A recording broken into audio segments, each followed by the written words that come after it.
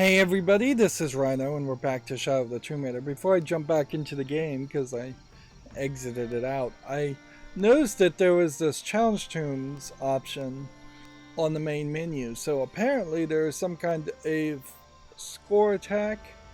It seems like there is either a maximum score or a way of cheating the leaderboard, since everybody has the exact same score at the top four there, and it is basically the same person in the first spot. And then it looks to me like there's some DLC challenge tunes also, although I'm not sure that these additional tunes aren't literally just the challenge tunes from the previous two games, which, yeah, I don't know if I really think that there's the greatest amount of value in potentially doing a challenge tomb a second time. Like, it seems to me like you'd either have to throw enemies at it or just have a time score attack type experience. Yeah, I've resolved to assume that you just get 150 XP whenever you clear out an area. So there was a point, I would say, where was it? It was right here, where I headshot the last guy with a gun and I got 185. I think it combined 150 for clearing out the area and killing all the other enemies, with 35 points XP for getting a headshot. But that was extremely confusing, to say the least.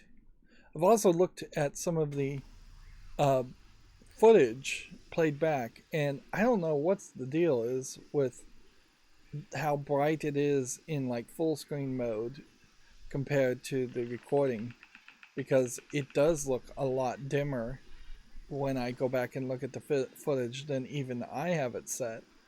And right now I have the brightness turned up probably too high. Like, when you look into this dark section there shouldn't be a kind of washed out appearance. For the actual story, we've got these like pygmy warrior type characters that are making noise, although we have yet to encounter them, so I'm kind of expecting a boss fight here. Otherwise, we have just gone full circle to come back to another entrance to potentially another temple and come back to the city section, which there's a lot of stuff that we've unlocked on the city section, and this side quest also that we missed.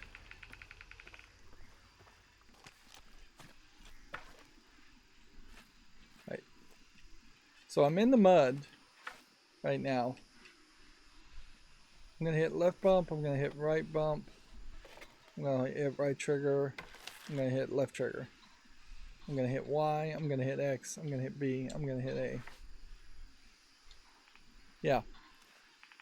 It doesn't seem like the cover yourself in mud feature is just available to you at all times.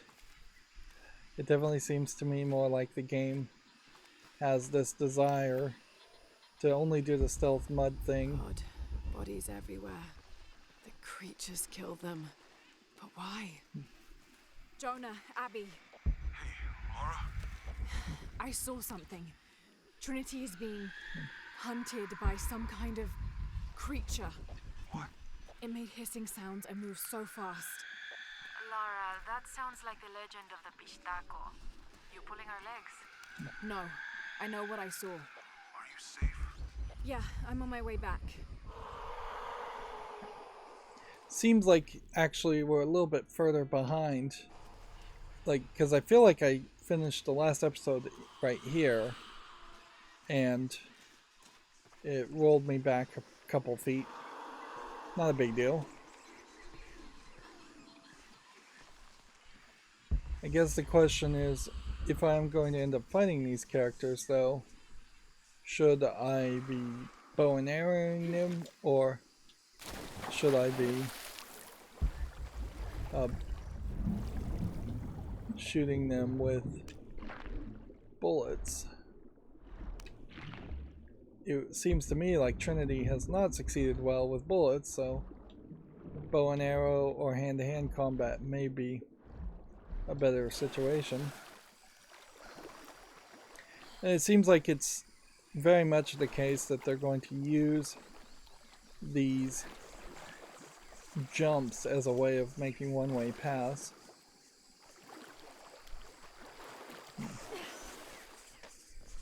Then this line here is probably to indicate we're entering a new territory. Let's see, can I really craft anything? I mean, not really. Basically nothing is going to let me pick up that salvage. So I think the lesson that I need to learn from this is that if I am walking by a merchant, I need that merchant. I need to sell basically everything I've got to the merchant. Like, maybe just keep about 5 resources at most, but for the most part it doesn't seem like keeping any of the resources is really even that important, because it seems like you're mostly using resources to upgrade weapons, or to buy things at the store, or to sell. Which I guess that's a great way to know that you've poorly integrated your resource system if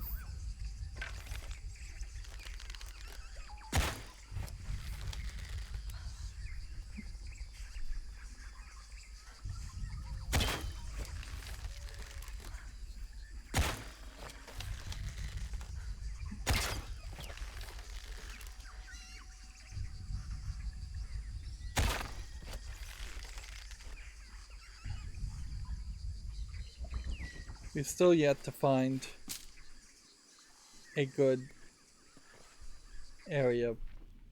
Yeah, we're just back in the hunting ground area.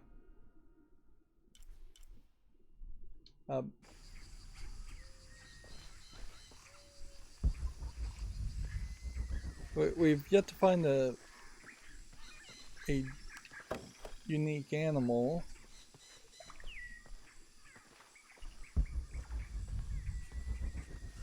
To hunt. And see, this is literally like the campfire.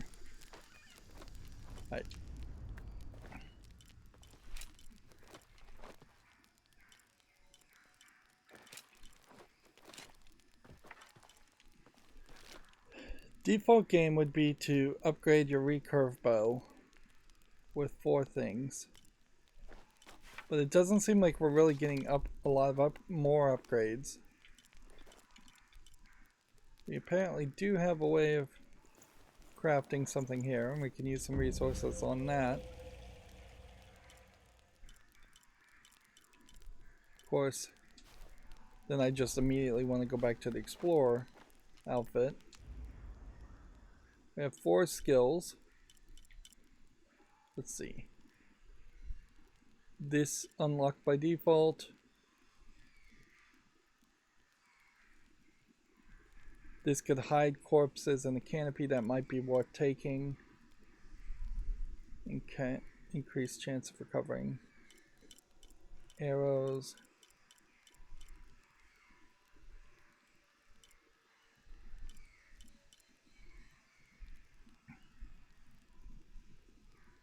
I think we take this just because realistically that is going to be more useful. Do I really need to reveal traps? Locating hearts of animals might be useful. Harvest more resources that way might be useful.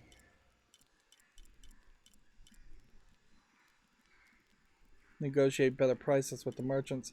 I guess that should be the next thing to go for too. Is just so it seems like we're going to end up filling out the blue category, and for the most part I think that's what I want to do, even if it kind of doesn't make sense. And the rest of this is perhaps somewhat questionable as far as getting different kinds of bullets. Might make some sense. Inherently the game is going to push you into shooting guns, so you can't just completely ignore that, and you basically have two categories here that are going to push you in that direction.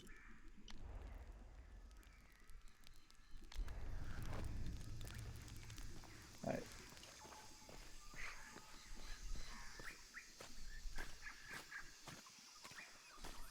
I feel like this section in particular with the mud is kind of unnecessary. So there I just picked up a spider and got his poison. How do you do? See anything that you like? Okay. So we have 4,000. So Excellent I choice. think we will want to buy that. And then we want to buy this, this, and this. And we want to sell large amounts of gold ore. So like 20 Enjoy. of the gold ore, cloth, sell 15 A of good deal that. for both of us. Hardwood seems fairly frequent, so I think we can sell 20 of that. Excellent choice. Feathers seems fairly frequent, particularly if you're A good deal for hunting. both of us. Medicines, fairly frequent. Excellent choice. Focus plants we'll probably never use, so we can get rid of 15 of that. Endurance plant we'll get rid of, like, I'll say 10 of A good deal those. for both of us. And then fat we're just not using because we're not upgrading weapons. Excellent choice. And then the salvage, we can get rid of almost all of it, because we're definitely not using that either.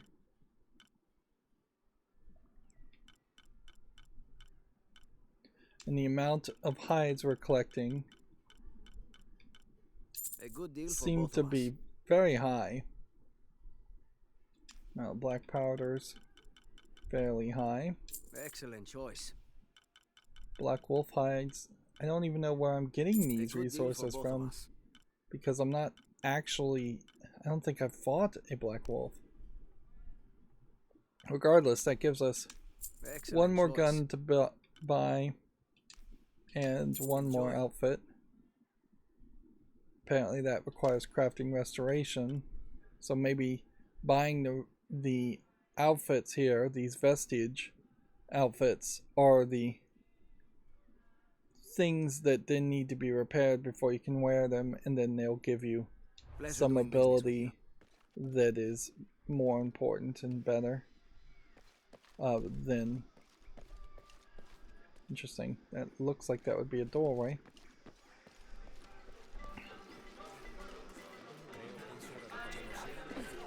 Okay.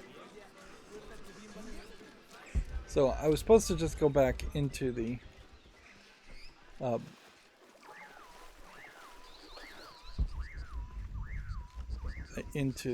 temple.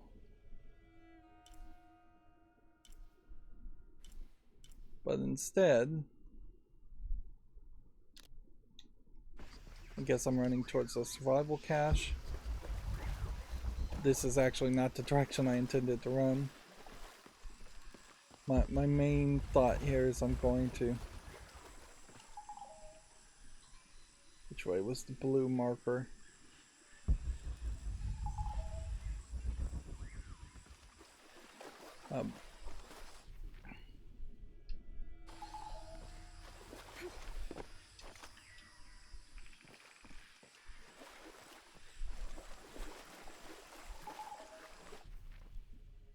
Weird. Seems like there's a lot twisting around in different directions. I was really trying to hit that hunting ground.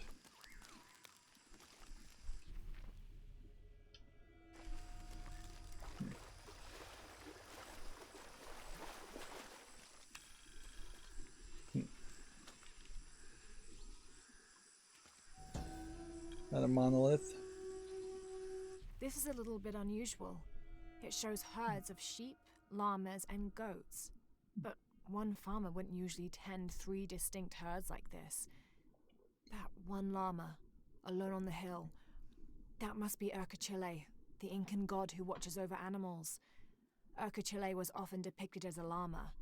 This is a dedication from all the local herders to the one who protects their flocks, thanking Urkachile for the preservation of their livelihood.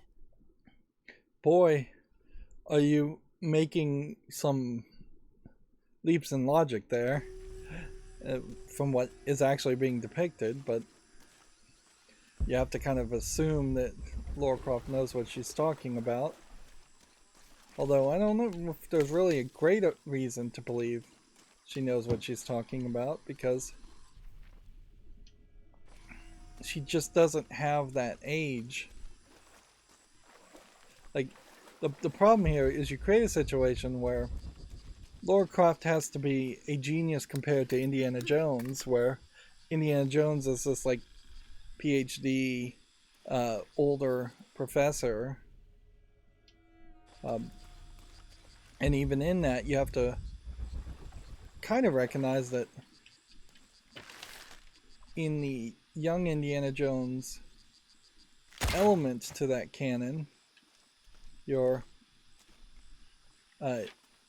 he is basically a genius because he's had such a large amount of interaction and stories happen.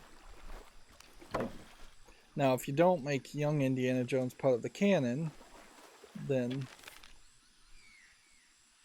I suppose you don't have to make that leap.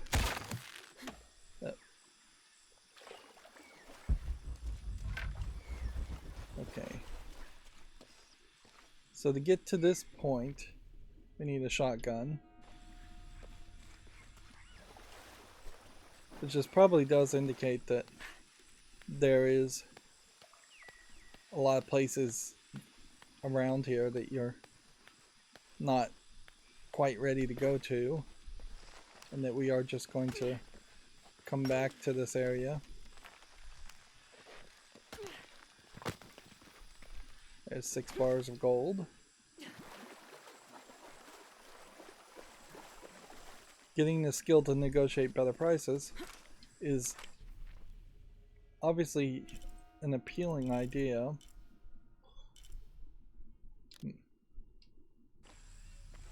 Let's see.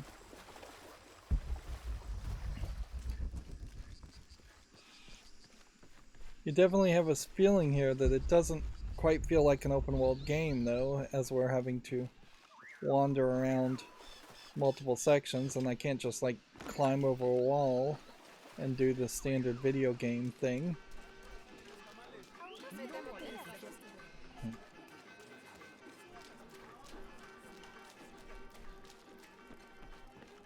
And there is also the danger, certainly, that we collect a bunch of things using the maps in particular, and then more things get revealed on the map. Continue to restrict the distribution of supplies. When we come through the area, it's better for everyone if your people are more concerned with their next meal or their child's fever, rather than with what's happening outside the village. As promised, once our investigation in the area is complete, We will provide monthly rations equal to double what you currently receive from care for 24 months, provided you keep up your end of the bargain. Cordially, Estella Diaz, Director of Community Outreach Programs, Order of Trinity. It's interesting how the Trinity feels like this clandestine organization, and yet they're leaving documents all over the place.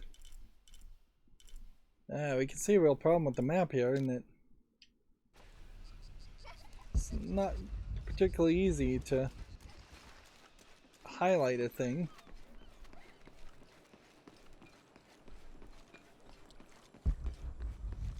We were over here. I don't see anything, so it must be underwater.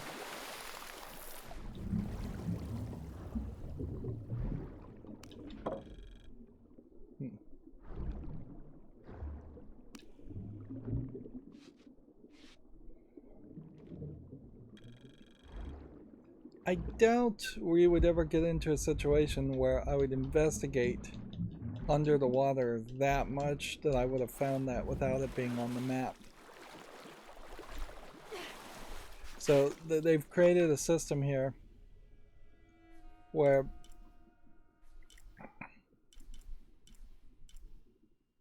have I not visited this? Why does this one have no fire on it and this one does have a fire on it? Like, with the map system, it definitely feels like they've given up on any idea of finding something naturally.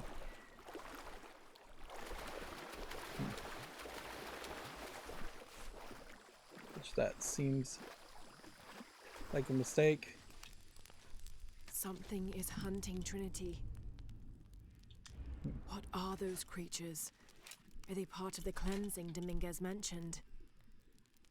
I need to find out what they are. Those XP stealth kills gain XP from stealth kills.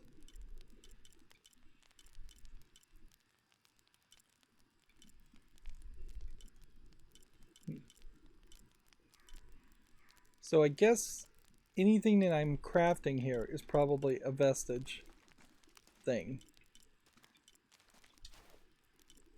But the DLC really just negates that entirety of the game and proves that that element of the game is not really that necessary. Let's see, do we have a weapon now that might actually intrigue me enough to want to repair it? This JD Model 27 looks like it could have a pretty high fire rate and a pretty high amount of damage. But overall, it seems like the K&H cap is still way better.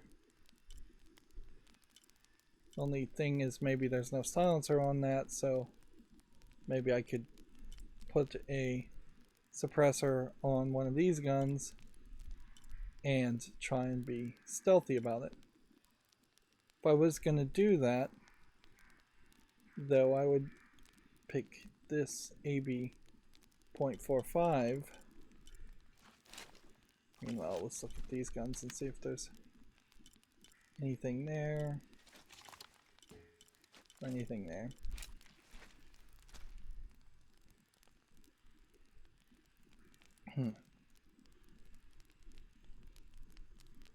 This one has a suppressor attachment, where this one can't have a suppressor attachment. This one looks like it has a suppressor on it just on the outline. Suppressor pistol for quieter kills.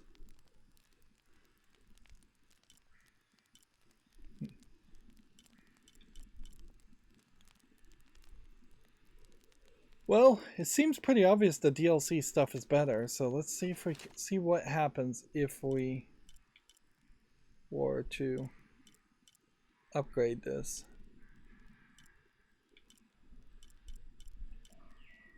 Upgrade the amount of damage. And then that allows us to upgrade the damage more.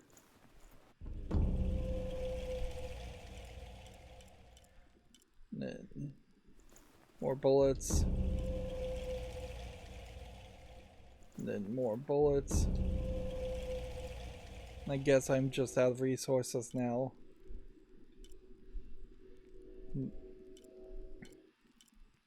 So we'll pull the trigger on this. That uses up resources. Although one of the resources that it uses up is what? Salvage? So that's what the salvage is going to, I guess. So we'll fully upgrade this gun, which this gun has slightly more damage.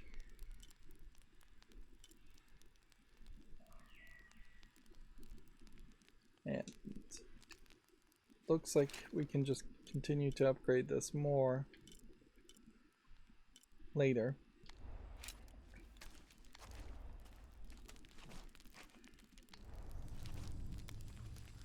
So yeah, we'll commit to one full upgrade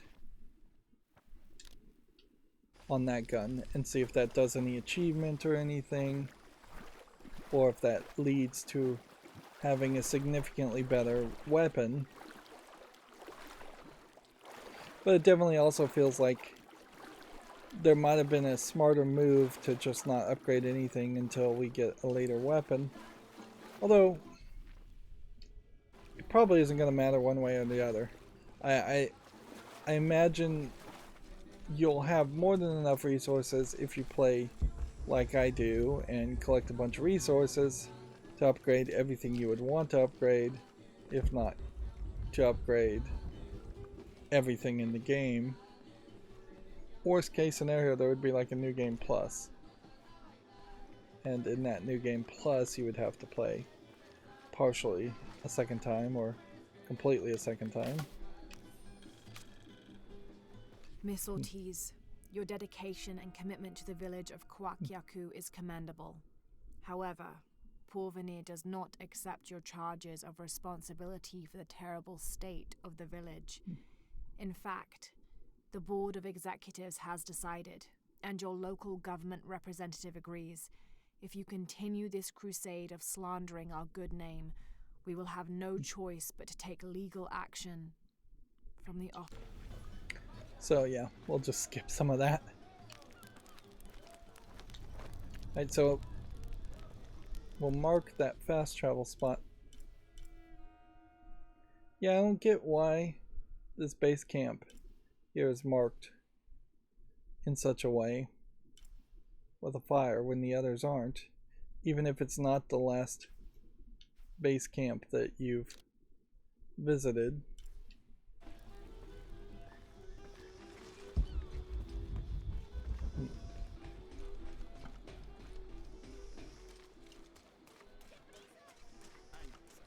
All this resource collection though also has that weird problem in that it's just not connected to the storyline experience that's happening here. I wonder if we ever see this TV footage anywhere else in the game, or if it is a one-off.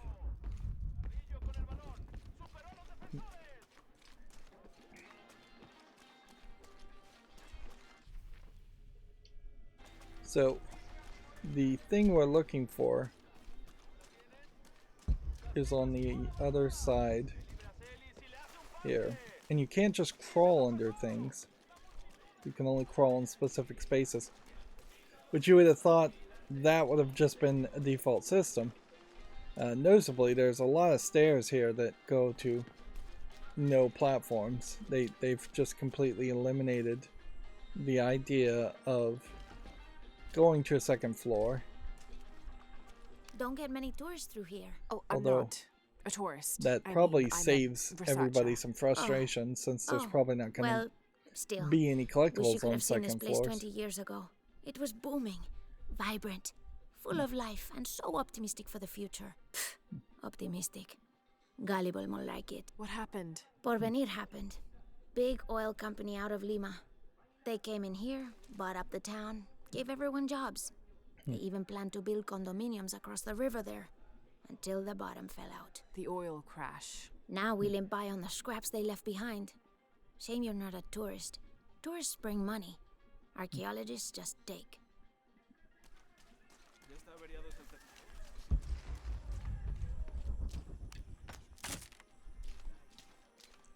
Okay.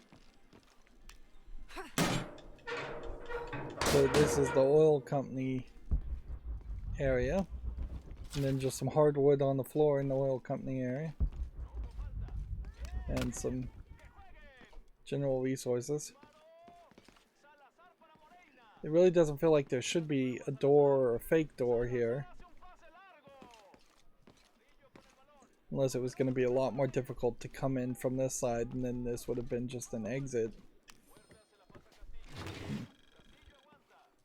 Traditionally woven from fabric and stuffed with reeds and grains, the burial dolls are frequently shown holding something in their hand, like a musical instrument or a ball of yarn.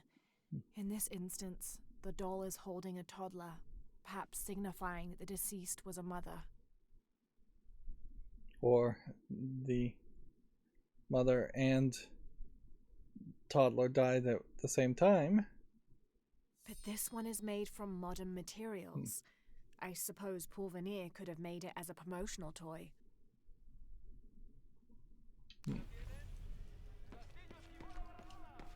Yeah, storyline wise, that doesn't feel like that means anything.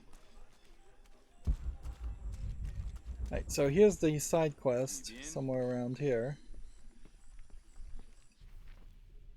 I think.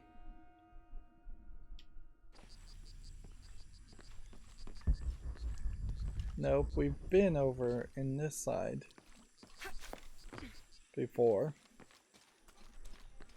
Which means we walked right past that. And see, this felt like this was where the story was going to continue, is that you'd have all this group of people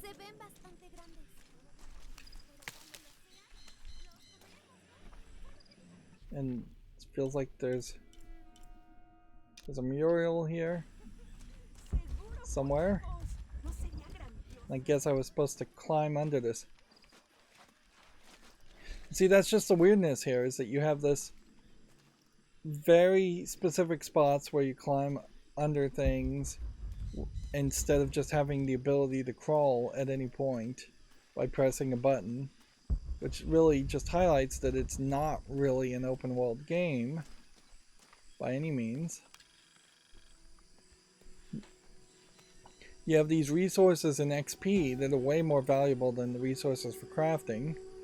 This is a dedication to Supe, god of Now death we're getting and side ruler of quests, which Pasha, the Incan underworld.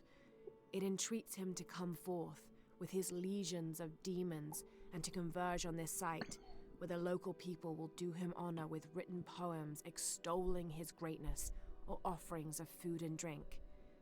By paying him the respect he deserves in this way, the local people pray he will only take those he must, and not harm any others of their community unnecessarily. Yep. I don't feel like the two previous games really had side quests in this same way. What is that? Oh my god. Please help me. So are we supposed to okay? talk to this person? Nope, it's just a Are you full Pablo? cutscene. It's okay. Your father sent me. He's at Abby's. Go meet him there. I'll take care of these guys. Thank you. Thank you so much.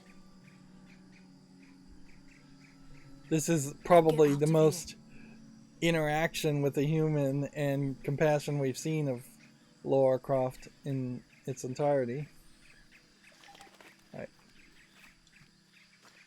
So, I want to come over here. Skills. Combat. Survival.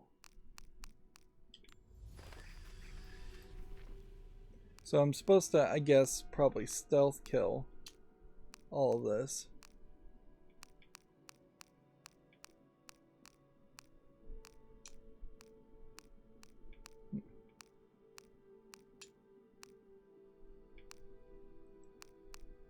Went in the bushes or trees.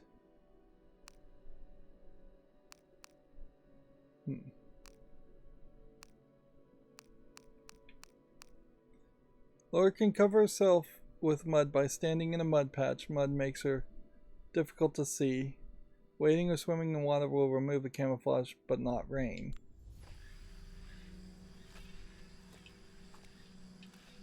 So it seems like it would just be automatic that trudging through this mud patch here That doesn't sound good. would lead to that.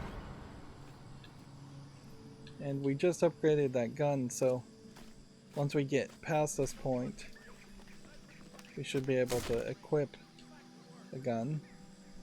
No, weirdly, I'm in a cutscene mode. And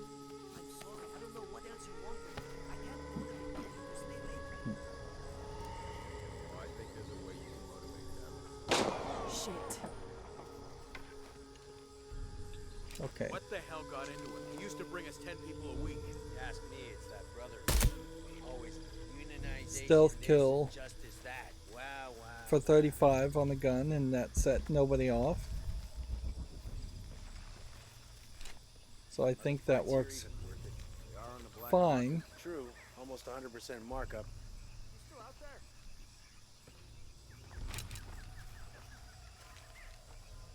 Part of the problem, though, that you run into is Man down! Copy that. Oh, shit. Weapons free. you're not hiding bodies.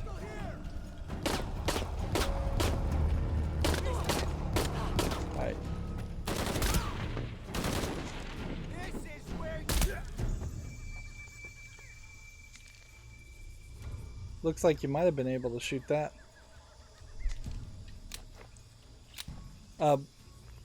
But yeah, you're not hiding bodies, and pretty obviously there is a difference that the enemies can tell between even the other dead bodies around here and their victims.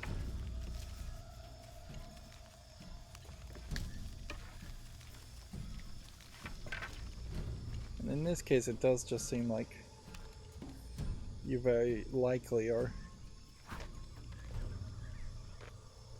being encouraged to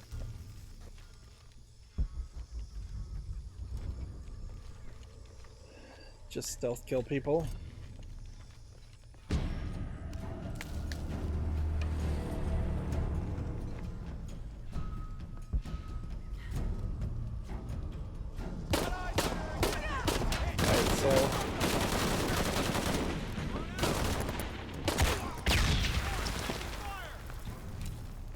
You can see it's faster to shoot.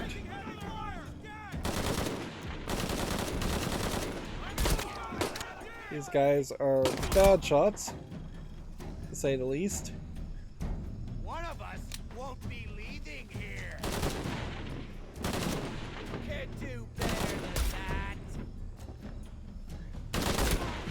All right. Need to get back to the village. Okay. So we killed how many people there?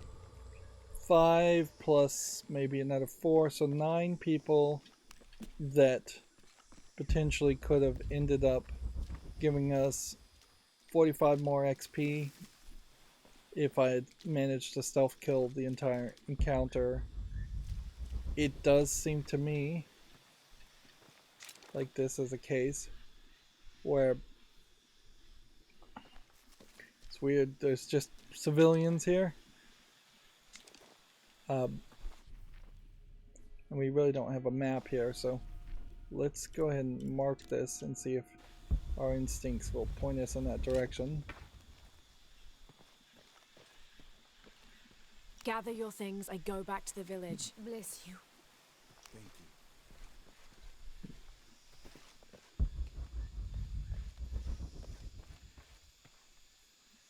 Okay. How far are we?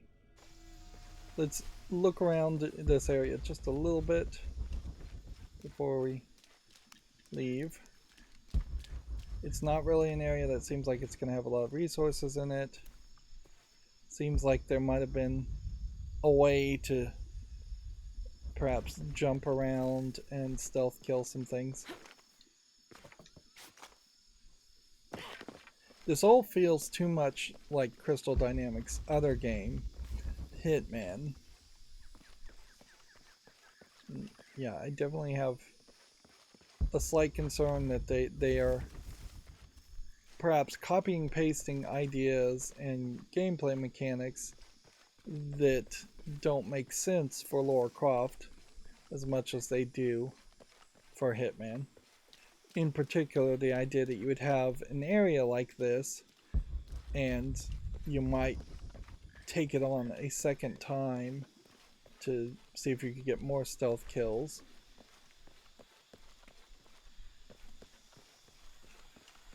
Or higher scores.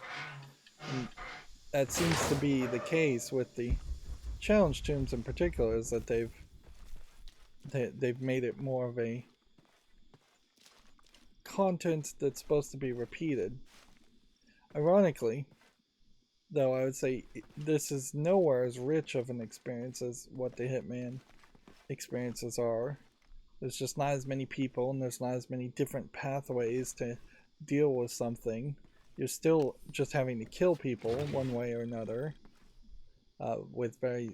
This knife is a cheap You're basically killing them with guns or bows or arrows or stealth. Or sun god festival. It was also occasionally used to perform trepanning surgery.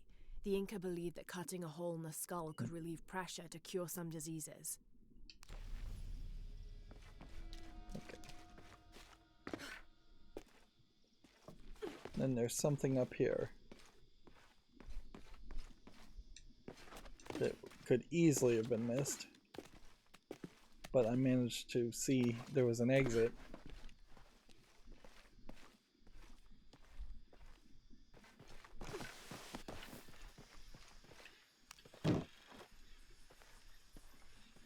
Weirdly, that's the only thing there, though.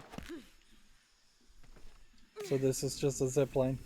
That makes the whole thing feel very much like a multiplayer level. And I'm gonna do that again now, because I suspect I was supposed to hit the B button and drop while I was sliding halfway through there.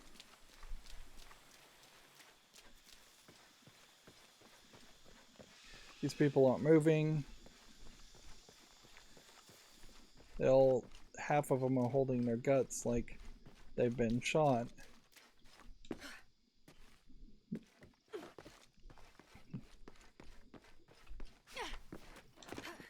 There are definitely some older games where you'd have to walk up to a ladder and press A to interact with it. And I'm glad this game doesn't work that way, but it's weird that it feels like it's halfway in between that and a full game that you could fully control.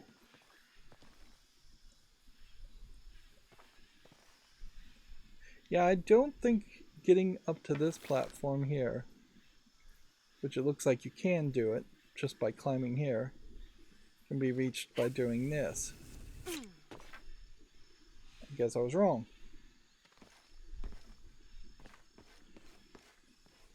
But is there anything up here? No.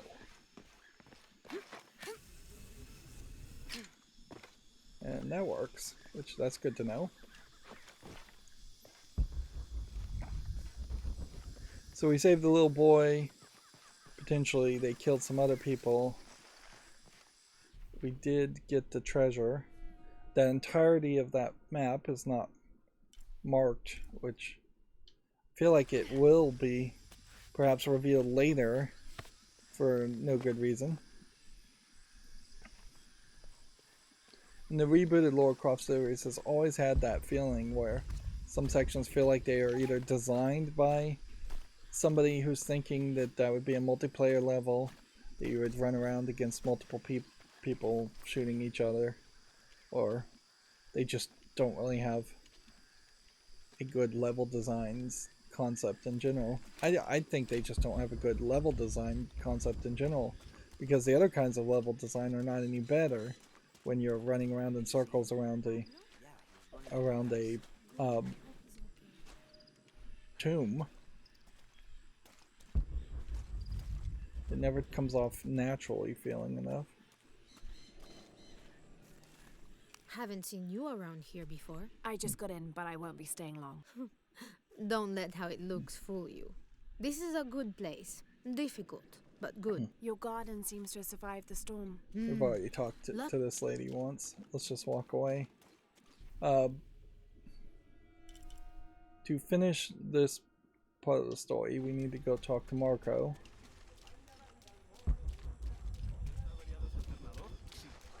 Which requires kind of going the right direction, and very possibly you will end up just walking back and forth down some of these alleyways, and infinitely spawning resources will pop up. There are no animals, it seems, other than birds inside the city, which is because you can't pull out your weapon in the city. Pablo told me what you did. I don't know what to say, apart from thank you. Of course. You know, many years ago when my grandfather was still a boy, men came here and tried to cut down the wilderness around the village. Everyone was afraid to stand up to them, except my grandfather. A 15-year-old boy with an empty gun stood on the edge of the village and held back machines and men twice his size. Sometimes the courage of one person can outweigh the cowardice of dozens. I still have the gun he used to hold them back. I'd like you to have it, as a symbol of courage and my gratitude. Don't you want to give that to Pablo? My boy wants to be a doctor, like his mother. So we ended up getting a gun. Lara. I'll have a new story to tell now, Lara. Thanks again. So we've gotten 2 achievements from that. Now, I really wish that there was an option here under audio to turn off the subtitle. I mean, the, what are they called? Achievement sound effects. But there's nothing in that at all, and the achievements are popping up. I mean, it's somewhat integrated into Steam, but Steam doesn't play sound effects when you get an achievement, unless this is something brand new they've just implemented. And yeah, there's no achievement pop-up things, and my recording software is not actually recording the achievements popping up, I don't believe, but it is getting the audio. So we just got a new gun, the Riverhawk, which, interesting, I guess the amount of upgrades available doesn't have too much to do with resources.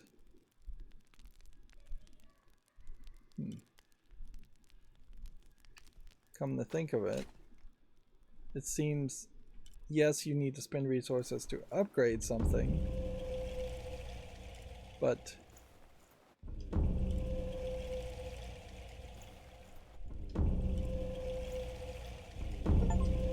so there's another achievement unlocked for fully upgrading a gun. This one's slightly less ammo capacity and slightly less damage than this one, which can't be upgraded at all. And this one weirdly still doesn't have a suppressor attached to it. So I'd assume that Riverhawk here could do slightly more damage and be upgraded to do basically everything that this can do. So yeah, it really highlights, if you have the DLC, you've just paid to win. If you want to play the game correctly, you don't buy the deluxe edition, or you don't use the deluxe edition equipment, which that also I think highlights that the game itself doesn't really care about this system. So why implement it if you don't care about it? And yeah, I could continuously try and upgrade things. This would be slightly more damage. Then I could upgrade everything else.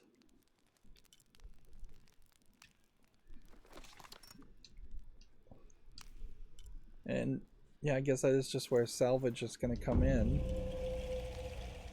into play.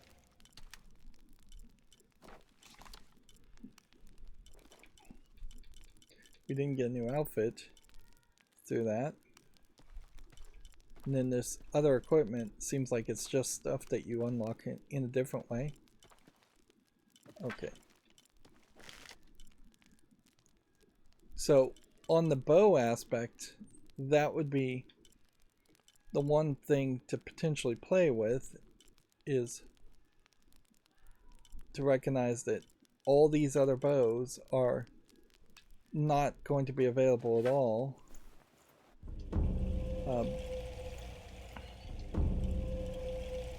So fully upgrading your main bow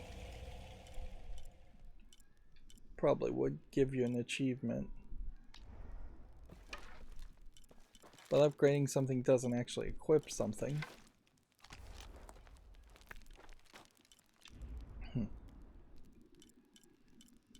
Let's see, we have 2 skill points from doing all of that, which is yet another currency. Let's see. Reveal artifacts in this while using survival instincts. Reveal challenge objectives while using survival instincts. So if you had survival instincts disabled, these abilities would be useless.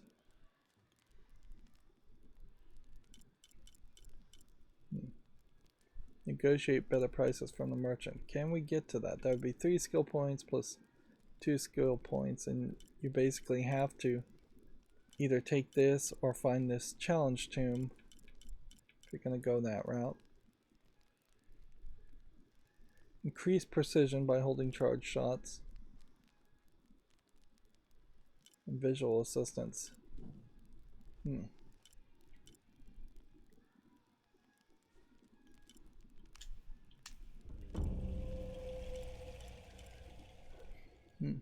Next weapon upgrade level. Oh, so we'll have to unlock that too.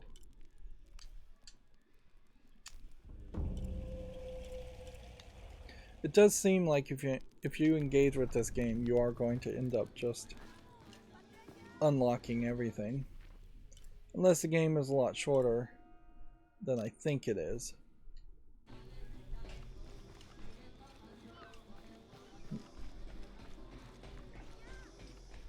So when we see that seagull fly away, we know we can't actually kill the seagull, and that is just a cinematic thing. Considerably fewer people in this city than in a Hitman game, although in fairness the Hitman game is perhaps more simplified in what you can actually do with the people. It's fairly easy to have random NPCs that don't talk to you or really interact with you. I've got some stuff to trade if you're looking. Compared to having characters that need to actually talk to you and interact. Okay.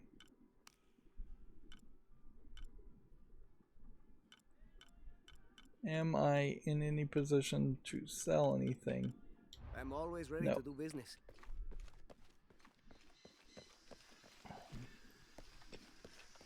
We'll go ahead and get 5 XP for doing that. The eagles seem to be gone permanently, and yet we still have that eagle area. Storyline wise, I'm supposed to be going back into the temple, but I'm not quite ready for that.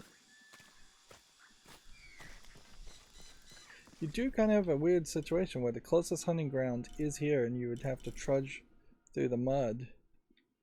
It probably is not worth it to fast travel back to this area and hunt that area yet. So I've got to just figure out the right way to get to this hunting ground. And I guess it is just jump down. Yeah. Seems like you can just climb back up when you're done. Yep.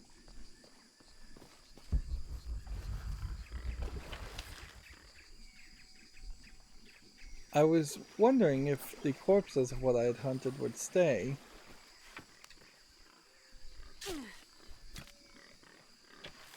I would suspect the answer is probably a partial yes and a partial no, because I feel like I killed at least 2 boars and a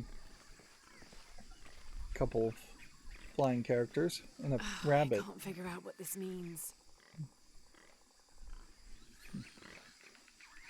Okay, so she's not smart enough. Yeah. When I was standing over here, I shot a rabbit here, and that's still there. So it seems to me like the move is to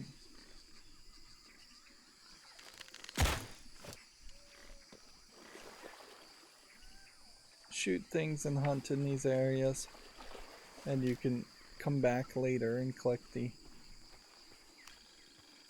hides if necessary. There's far too many of these. Far too much game breaking to do this. This must be depicting Pachamama, the Incan goddess of motherhood, earth, and time. She presided over fertility, the harvest, and planting. Her body was the mountains, and she was also the cause of earthquakes. People used to make miniature pieces of clothing with highly intricate designs solely for the purpose of burning them in dedication to her. That would account for the scorch marks on the floor. And those brown stains must be llama blood. Another popular sacrifice. What it seems like should happen here is that Lara Croft should be more of the action adventurer who technically is an archaeologist but isn't actually proficient at reading or deciphering Incan stuff or Aztecian stuff. So you would have like Abby as kind of your nerdy new sidekick assistant, and she would find these murals and you would say, Abby, check this out, and then you would run and walk away. Or you know what, it would be easier is to have her just place a flare marker and have Abby off screen find it, and then or you know what, actually just take a picture of it. We're in modern times. She has LED flashlights, which means she has a camera. Take a picture, email it, text message it to Abby. Abby interprets it as you're walking around looking for resources hunting. She starts to talk to you about what it says. Then you get some dialogue wall. I have no idea what I'm actually shooting at. I am noticing though I can hold that for a lot longer now. So that skill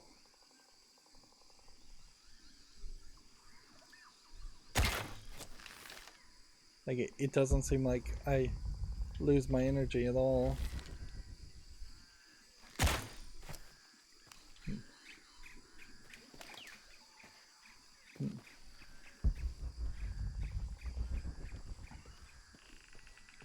But yeah, you run into these situations here where there's a lot of silent hunting going on, which is walking from point A to point B. And you could have Abby talk to you about what she found instead.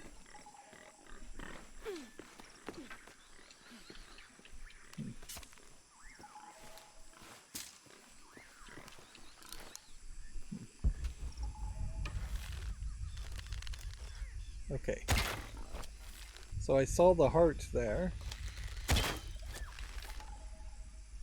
which that's intriguing. I don't see a heart on the rabbit.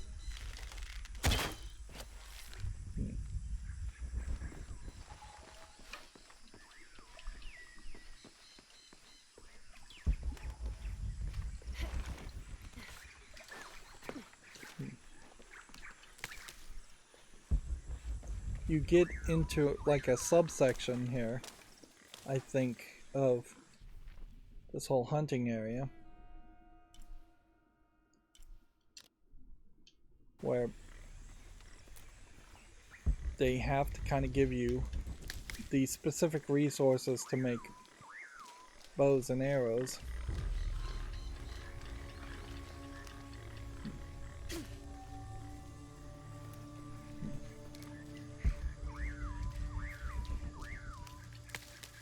I guess we'll take on the challenge tomb here.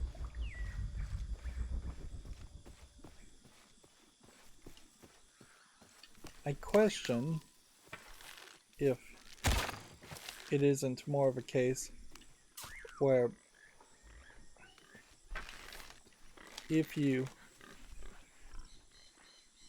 do even see the heart, which is probably in the exact same place anyways,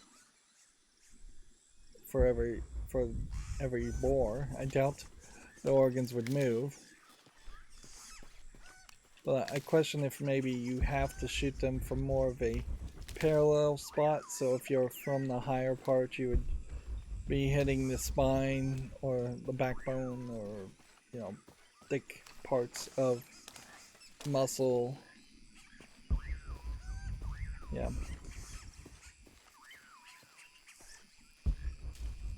I imagine in hunting, if you're high up in like a deer blind, shooting a deer through the heart, through its back is not likely to work if you're using a bow and arrow.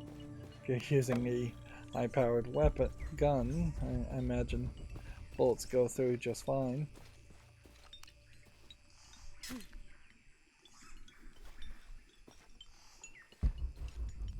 Right. We also we see that there's a tomb already in the tomb, so they just put a tomb in the center of the tomb as a marker.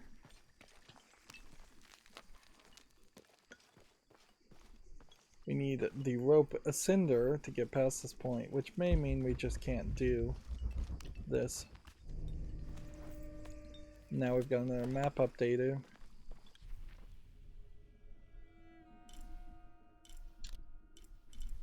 Which I don't know if that's revealed too much more. Yeah, I think it really just revealed this one object, and that's it.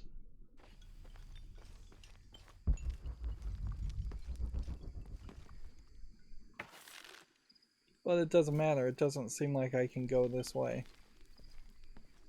Unless I'm supposed to jump down to the water, which I guess maybe I am.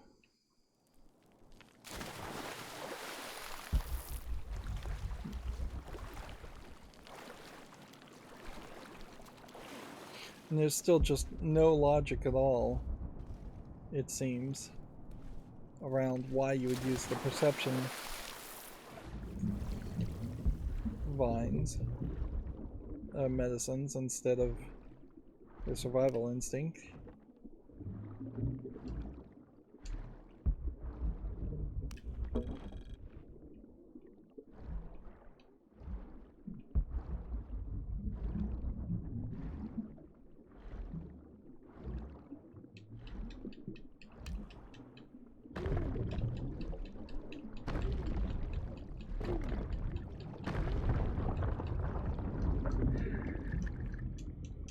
up we go fast before we run out of oxygen.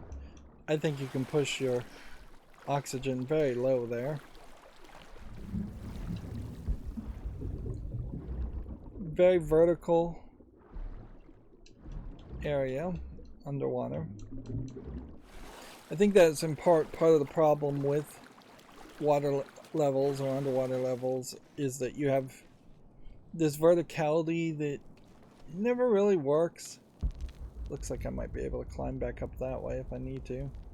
I'll just climb up here.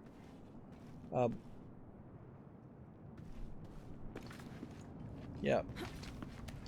I feel like...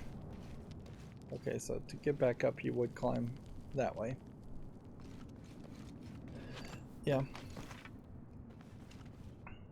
I feel like while gamers are trained to maybe look one floor above, once you start getting to something that is 3, 4, 5 human lengths higher or lower, we're just not used to that verticality when we're much more used to the horizontality of levels, which this is a particularly narrow level section here.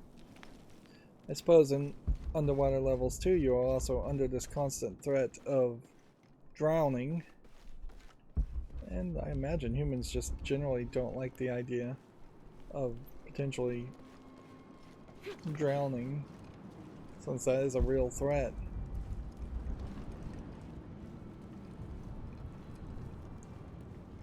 So we've got some wind blowing. There was a tomb before that played with the mechanics of wind. We've yet to see a tomb like that, though, where things are bespoke or unique. Guess there was a death trap there I could have accidentally walked onto. It says view map. I don't see what I'm supposed to be viewing.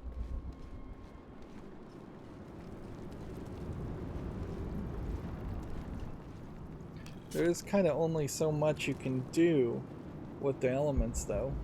To have like a wind tomb and a water tomb and a fire tomb.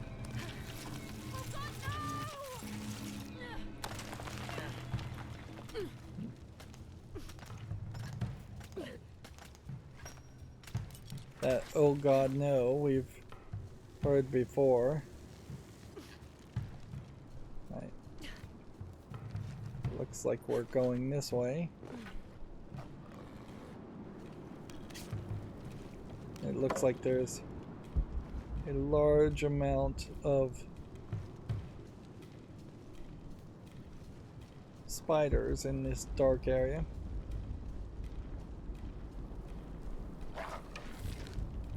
Looks to me like there might be several animals over there to hunt later. Yeah, and I have no idea what to do with a ray tracing scene like this. Like, my instinct would be to just try and turn the brightness up. Yeah, we can see the shadows of wolves. This would probably be the first time we fought wolves. The question is, how are we supposed to climb down? Seems to me like that's too far of a fall. This does not look like the direction we're supposed to go. Oh no, we're supposed to jump over here. The slight lip and the white paint was supposed to point that out to me. I'm a little surprised I didn't have to hit A to jump. But then I'm also kind of disappointed in that next part because I really didn't see that part.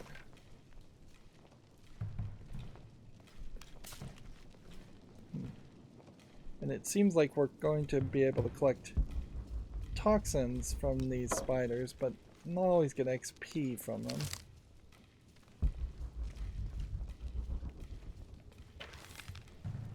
They've really walled off quite a bit of this section.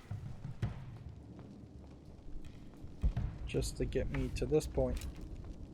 Alright, well, what's better than a machine gun to fight wolves? The walls are porous. The oil must be seeping through.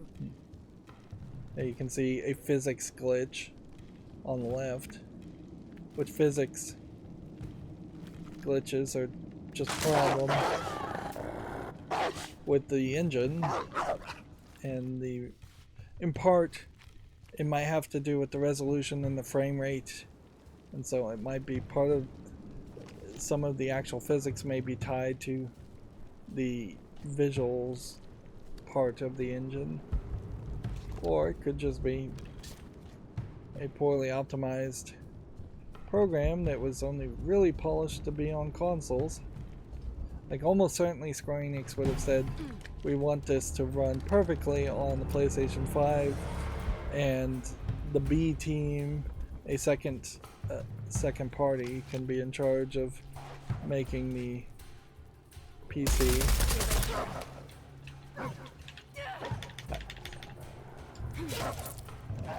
So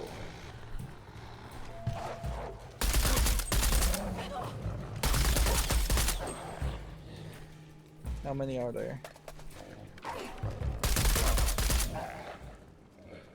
4. And they definitely moved fast enough to justify doing that. Let's go ahead and heal ourselves. Nope, we automatically healed, I think, before I could even use the healing resource. No, I think I did actually use it.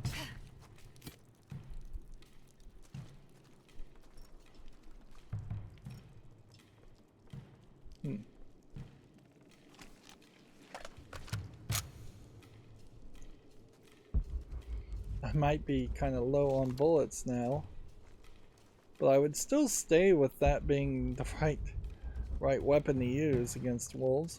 We'll probably be attacked by other wolves. I doubt it will be infinitely spawning wolves. A different kind of game would probably have you picking up arrows and considering that as the same as bullets. Then you'd only have to pick up like one kind of resource. Of course, most modern games don't do that. They do separate out the bullets. But when you have like 4 different types of weapons, and then you have 4 different types of bullets, and that's when the caverns weird. begin to howl, a warrior must descend to ease the torment. If one cannot be sacrificed, then all will die. So I don't know if that's a hint to a puzzle, or if that's just saying you have to feed the wolves one person to let the rest survive.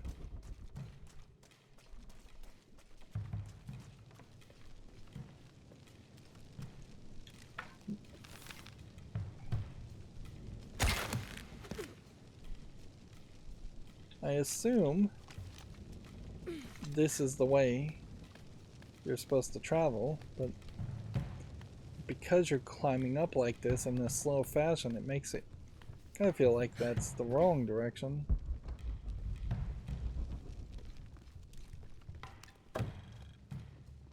And like crafting bullets.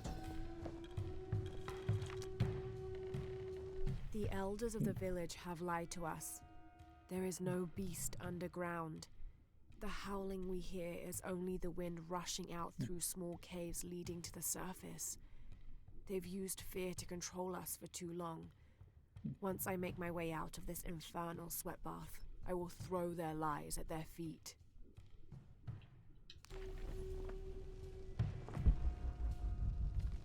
Who wrote that, I guess, is the question, because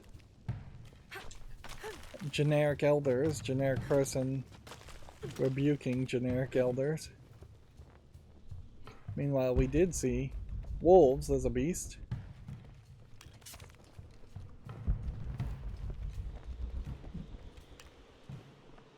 I almost walked past the cache.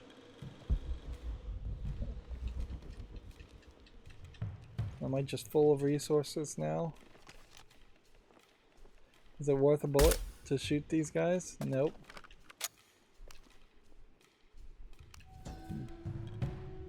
Too many pickups.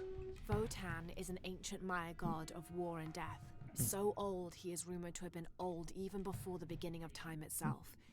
He is usually depicted as having no teeth and being colored entirely black. Little is known about him, except that he likes to smoke pungent cigars. Interestingly, he is also the god who invented drumming. I wouldn't be surprised if this Votan character might actually be your father that somehow goes back in time.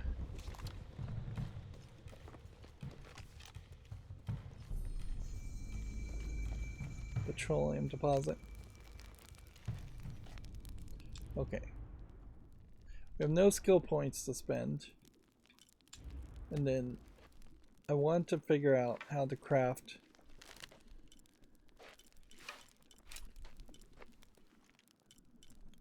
like bullets before I do anything else. Rifle ammunition.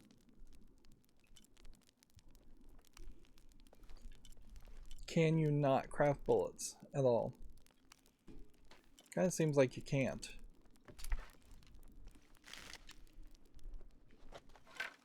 Meanwhile, it's pretty obvious that the way to play this game is to always upgrade things you can potentially upgrade. I don't know what the comparison really is here. I imagine the green and red indicate the differences from what's equipped versus what you have. And the amount something can be upgraded may be different.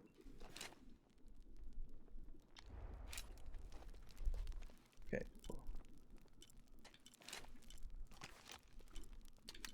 I guess we were trying to figure out this.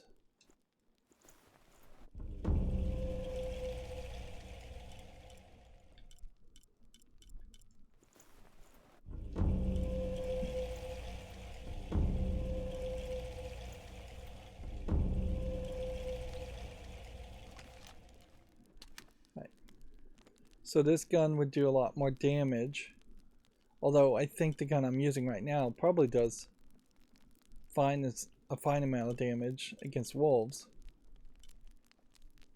And eventually this may be upgradable to be better than this. That would feel more accurate and make a lot of sense if I'm just misreading this menu and I actually am supposed to upgrade things and can actually upgrade things to a better direction. Which may also mean that the upgrades on the deluxe equipment may make them better.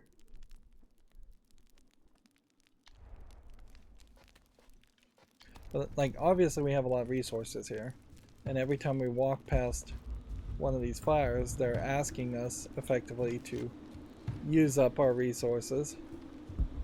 And that would certainly explain a lot as far as why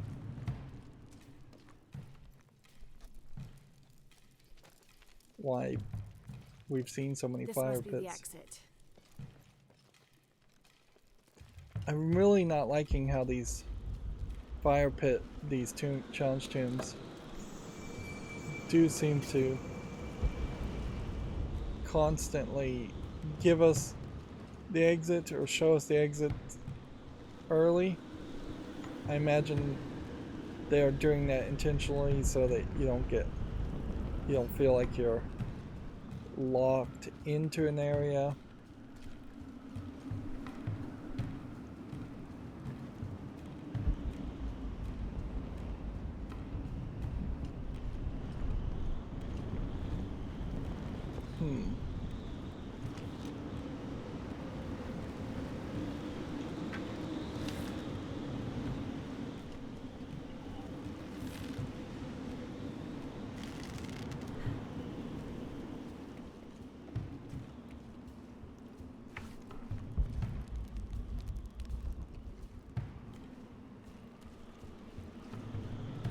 So the wind seems to be blowing fairly strong.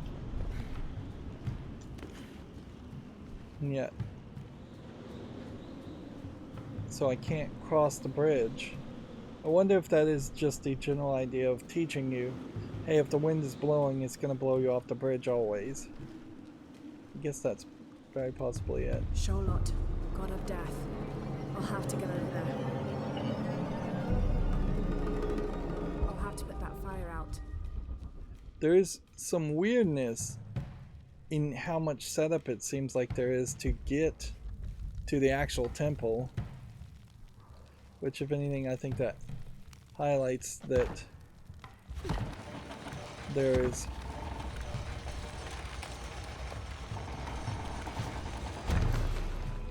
there's my way across. It does seem to highlight that there is this lack of interest in having big temples. And yes, this is exactly like the second game in the series, in that there are these big wind shutters showing you. Need to get to that ledge.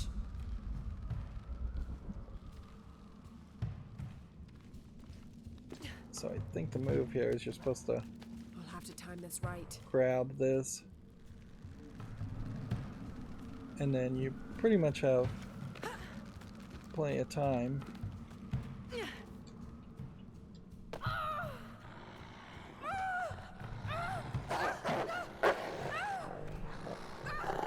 There we have a lovingly animated being mauled to death by wolves animation. There's my way across.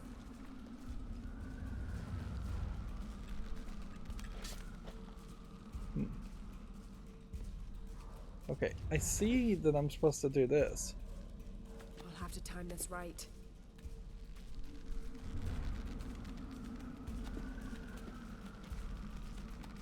Oh, I see. You were supposed to have been all the way over here. And that's not being painted in white. Need to get to that ledge. Ah, shit! Need to extinguish the fire. I guess you have a distinctly different experience here if they had just gotten rid of the oh poop dialogue. And frankly, they probably would have been better off getting rid of that dialogue.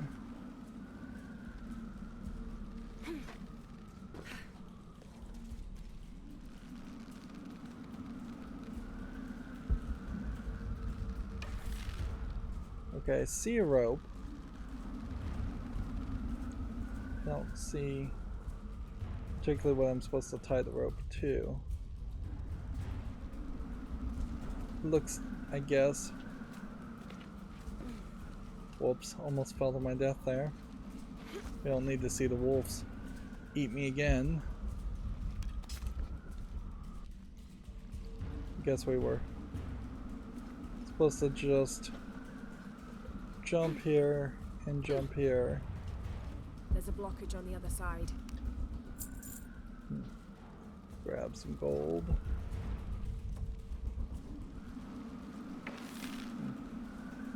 Need to find a way to destroy it. There's a blockage on the other side. Yep.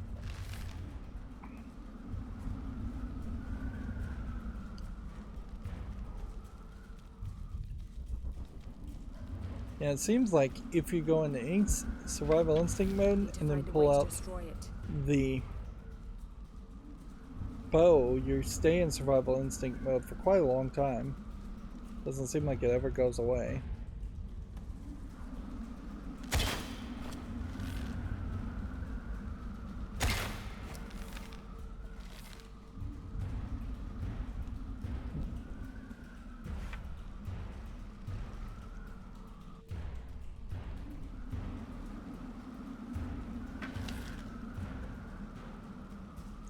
How would I shoot this and connect it to that?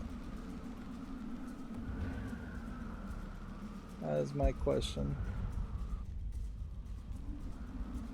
It may be that I've just increased the survival instinct mode quite a bit.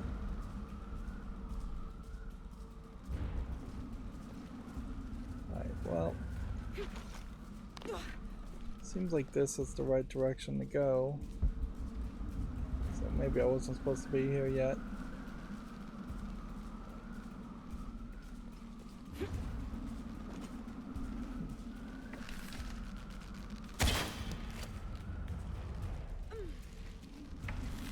I'll need more power.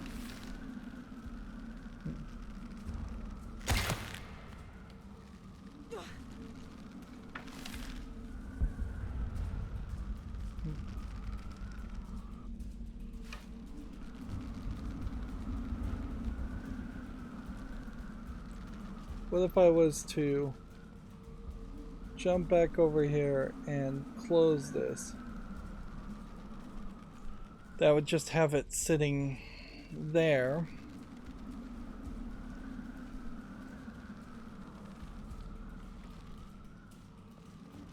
I don't think I'm supposed to get on the other side of that. If anything, I think the wind would mess me up if I even tried to cross that. So everything is kind of pointing towards being over here. It's actually a little surprising that I've made it this far and the wind hasn't blown me off a path.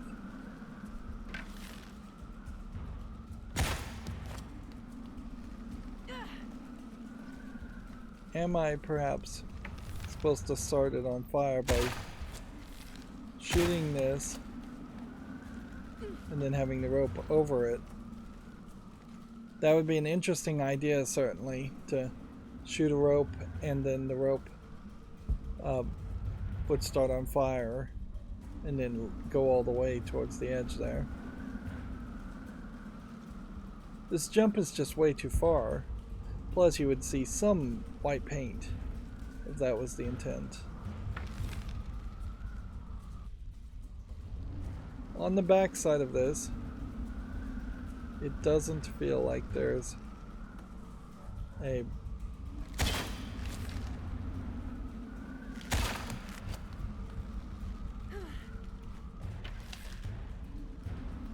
it doesn't feel like there's a climbing spot or anything.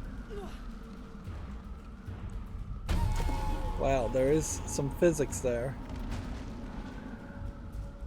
I find that a little shocking.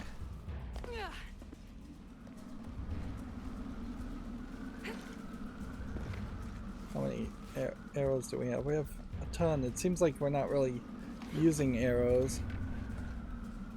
And then I suspect the lesson to learn here is to push this, close this. I'm a little surprised that the side you're pushing on is not the nicely decorated side on the Switch.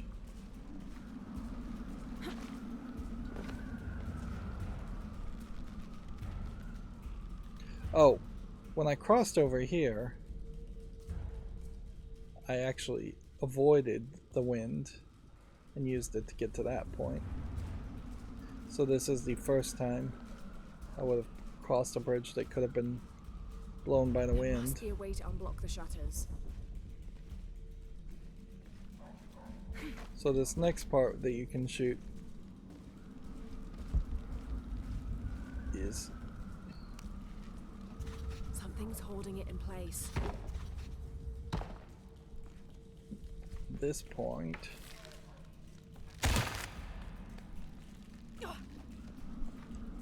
Okay, something is holding it in There place. must be a way to unblock the shutters. What is... Where are the shutters?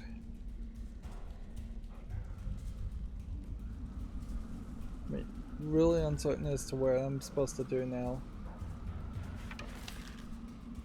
Like hitting that won't connect to that.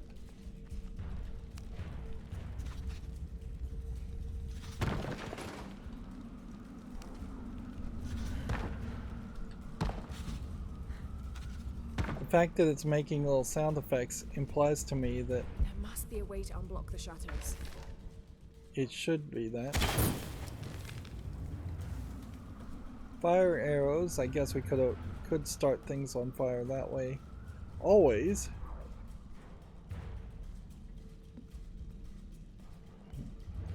be a way to unblock the shutters. Almost there. There's clearly some space here.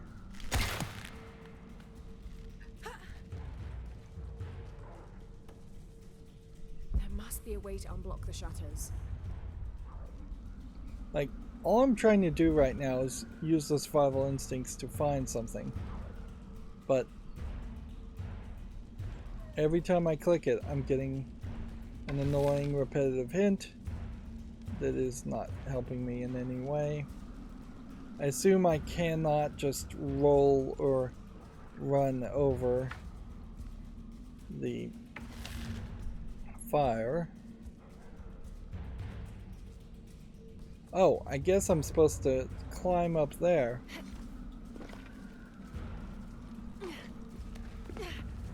It is just like constant bad design in this rebooted series.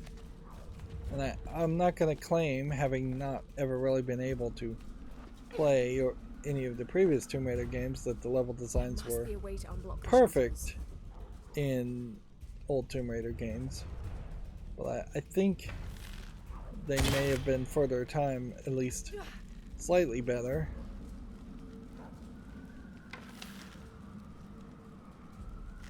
Now we can tie this to that.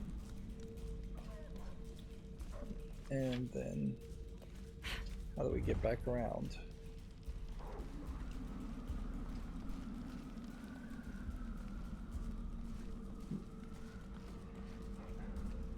It's visually confusing what you're looking at. Let's see if we can start the oil on fire. Nope.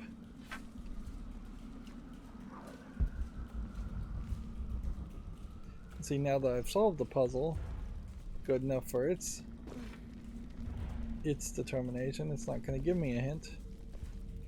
Oh, I guess I'm going to climb this and then press B. Now to get that other pendulum moving.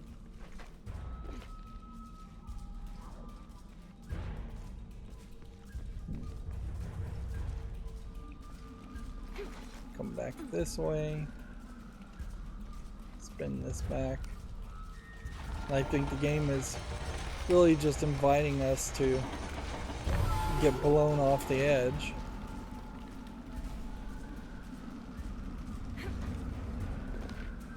Yeah, it's almost certainly inviting us to go through this path.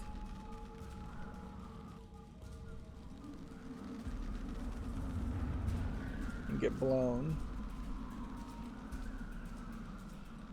And I think the smarter solution is probably just to close the shutters again. We've already accomplished our goal.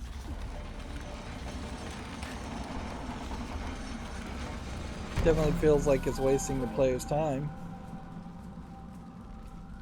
Overall, I guess the game kind of feels like it's wasting the player's time in that we've spent an hour and 34 minutes now, and we have not gotten anywhere close to moving the main story forward. So one hopes that, at the very least, that whatever I get from this, whatever I unlock from this challenge tomb, is worth it.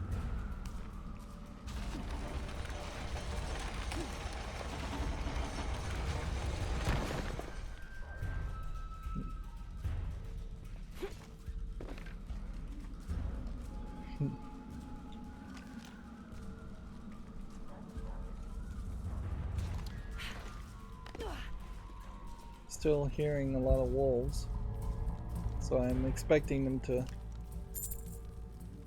jump out of nowhere. We don't have anything on the map that indicates anything else needs to be collected.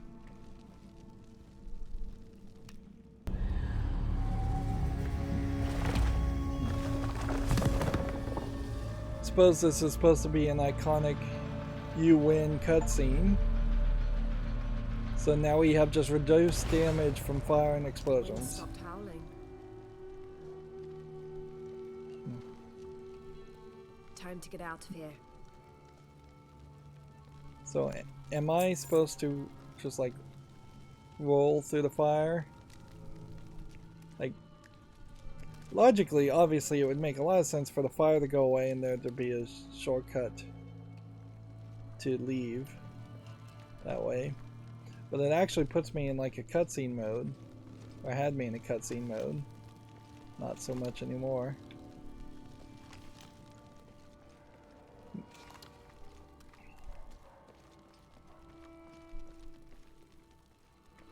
So, in part, it feels like they may be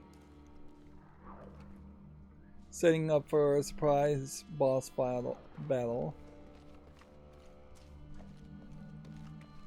Otherwise, it seems like the game is just going to let us just wander back to the outside of this temple, which is one room.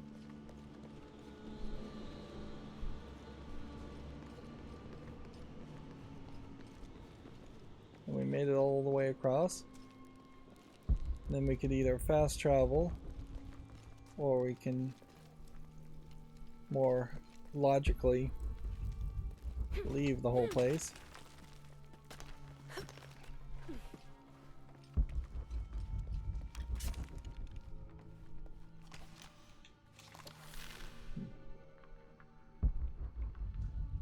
So I guess this and this leads to this, which then gets you here.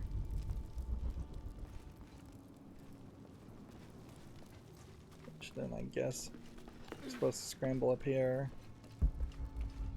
Impossible. I can't carry anymore. I'm not full on resources.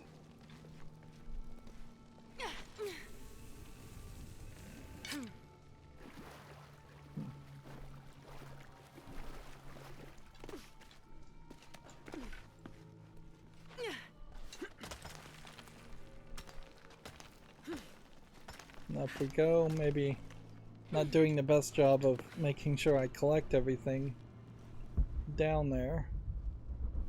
I really wouldn't be surprised if I get a new map reveal somewhere and there are more resources I've missed.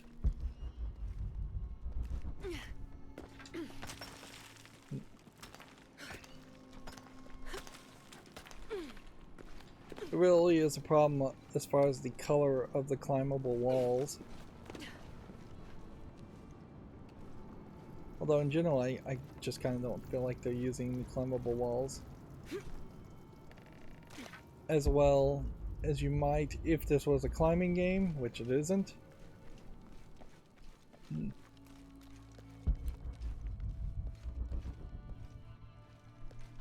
Where are we?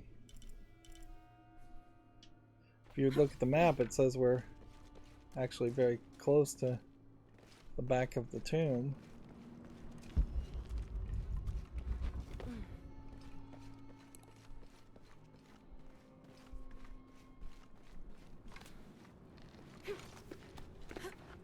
I guess we went around in circles quite a bit.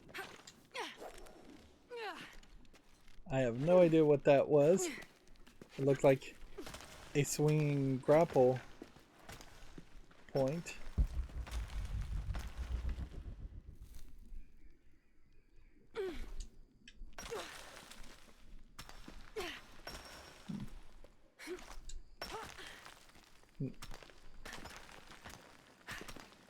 Yeah. There needs to be something on these climbable walls that point you in a general direction, or just give me a magical or yeah, I'd be happy with just kind of a magical arrow that pointed you in a direction. Just a bead of light, a fairy, something. Right.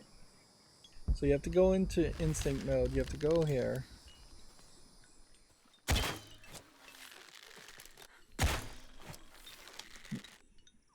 If I'm not going to hit these guys in the heart. then I'm gonna need to use 2 arrows on them.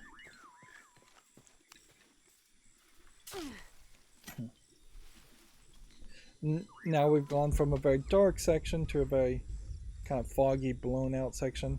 I don't know if there really is supposed to be fog that we're seeing right now. It feels like fog, but it also just seems like the game maybe adjusts its brightness as you enter an area.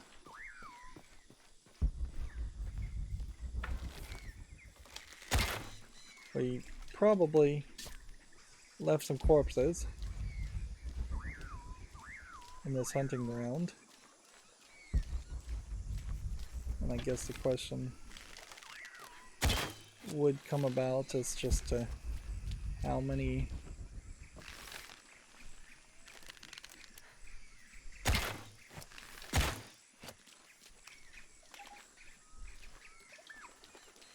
things should I hunt? Do I need to hunt? I'm apparently full on feathers. We can fix that by crafting some arrows.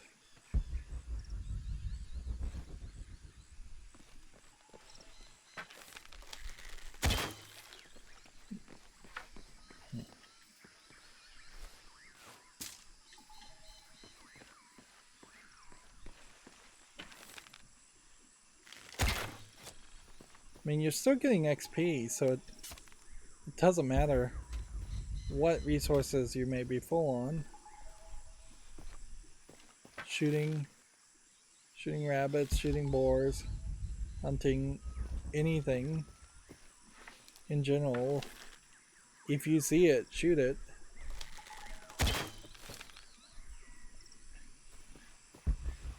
And this would, I guess, be your level at which you could grind. Maybe the game will eventually grow tired of you hunting the same animals over and over again, and maybe you'll start to see a diminished return or a absolute 0 return on hunting certain animals.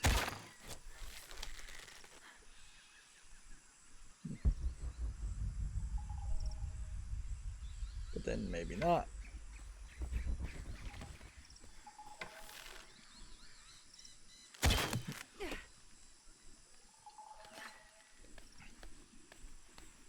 There is very possibly some secrets we're not finding in this hunting ground.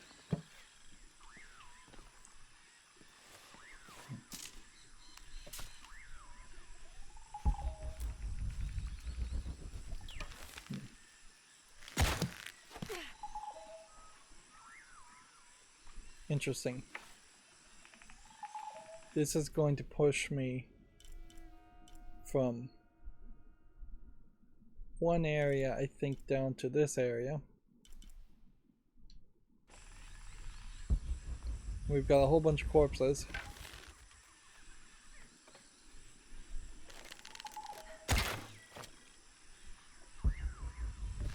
It seemed to get better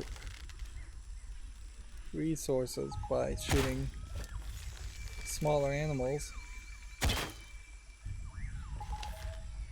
Anyways.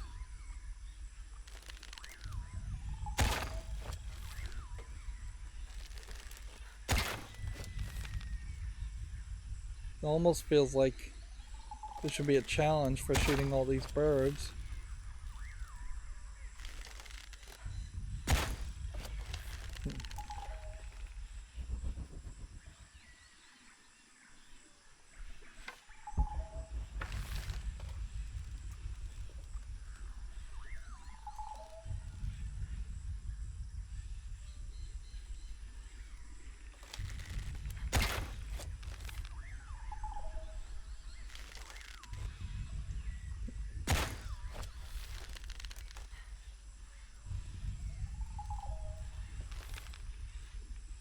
See, this one's not being highlighted, this blackbird.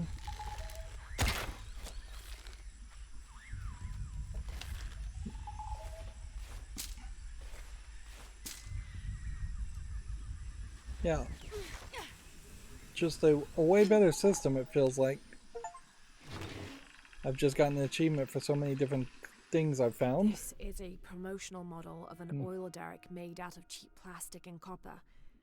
There is a logo for a company called Porvenir on the base of it.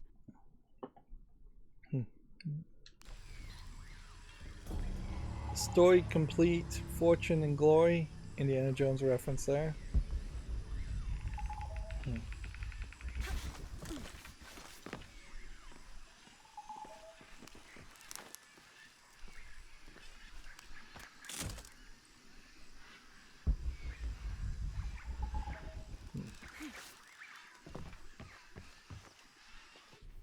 Yeah, this is just taking me closer into this section. Could I go back to where I was before? Maybe. Yeah, I would suspect you want to keep this as it is. There's a challenge.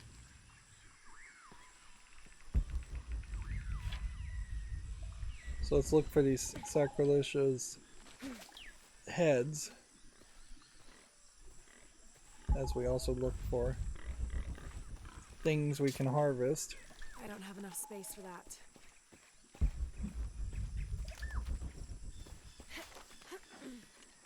They're basically respawning the animals in the same places where I've killed some of them.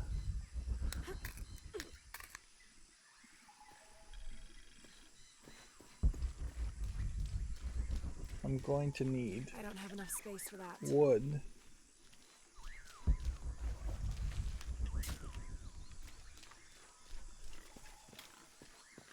And well, I have seen them do a decent job about providing wood. It's not quite good enough.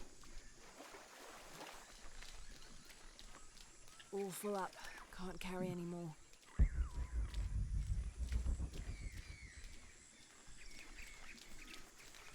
Alright, so let's just look around and see if we can find these.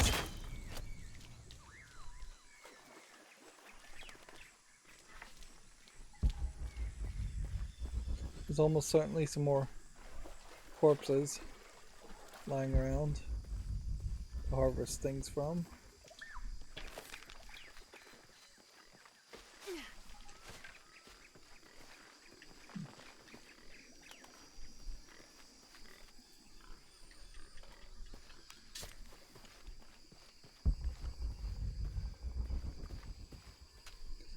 They really have created this weird system where you don't ever have to be balanced as far as the skills you unlock, because the skills you unlock are only minor quality of life improvements.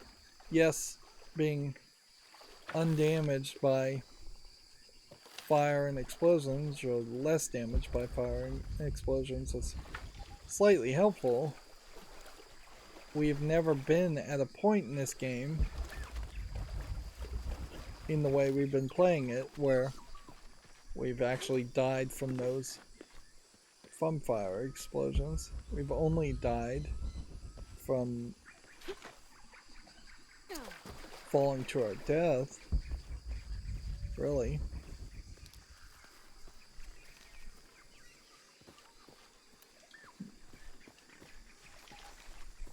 These challenges, I don't know if they fully work as a concept. Well, you know what it is I think I can actually get a skill that would show me more challenges when I go into survival instinct mode. So I don't have enough space for that. it probably is not worth it to engage with challenges until we've unlocked that ability. See, that's the only tree we have for getting hardwood. If our resources were more limited, then because if I wasn't using the DLC outfit, and my resources were more limited because of that, really wouldn't be in a good position at all.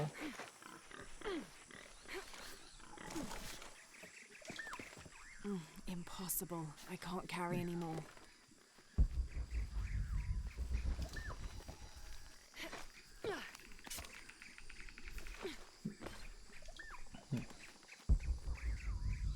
Yeah, there very well may be a mask that is visible as to where I am, and it's just not being highlighted by the All full up. Can't carry anymore. survival instincts. So here you have a massive amount of birds that I've killed.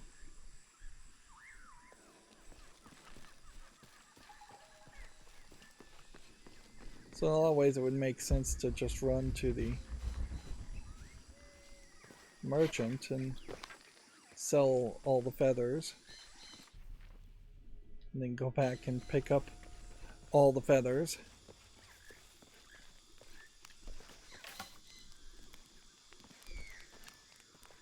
As far as all that leveling up though, it's given me 2 skill points. What was I looking for as far as skill points?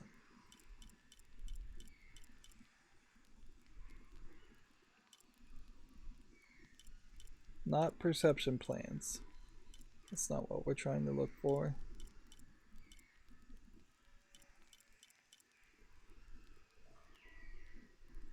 Flare rounds, attachments to all pistols. Flare rounds ignite unarmored enemies and blind surrounding enemies for a few seconds. That's going to be very much not stealth. You go that route.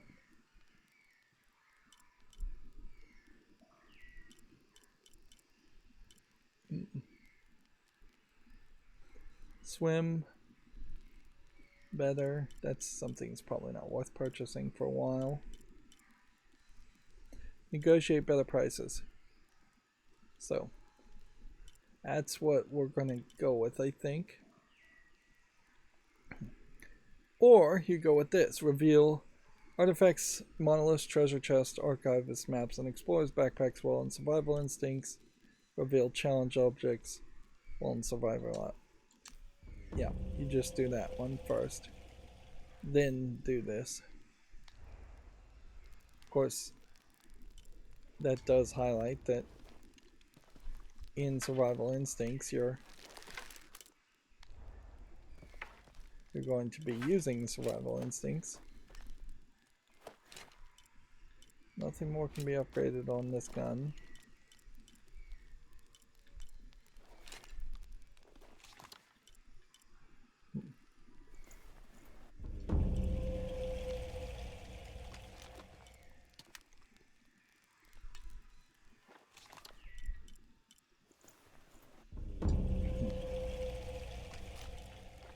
Now, are we potentially getting experience when we upgrade things? That would be the next thought, certainly, is that instead of selling resources, are you better off always using these resources to get more experience?